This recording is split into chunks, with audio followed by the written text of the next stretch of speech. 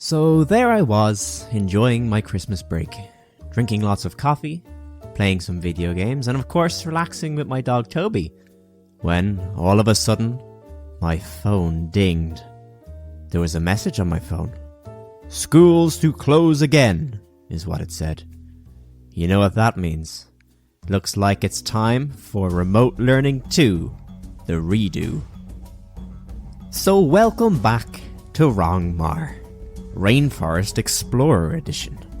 Over the next few weeks, we're going to go on an adventure like no other, to the deepest, darkest rainforests and jungles of the world. You might want to pack some bug spray, because things are going to get a bit intense. Let's take a look at what's ahead of us. In science, we're going to take a look at the weird and wonderful plants and animals that live in the rainforest. We'll meet some delicious plants, some terrifying predators, and a lot of very unusual bugs. In history, we're going to uncover the lost secrets of an ancient civilization. We'll discover the ancient ruins of these people before we put on our archaeologist hats to find out what made them disappear.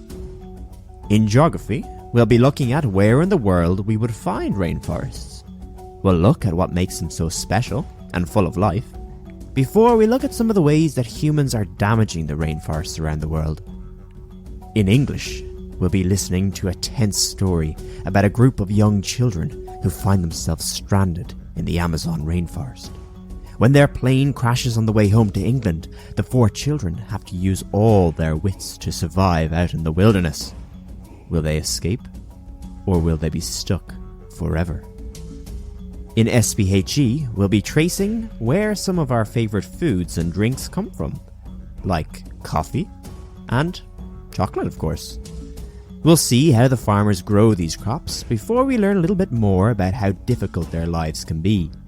We'll also be looking at what we can do to help them have a better life.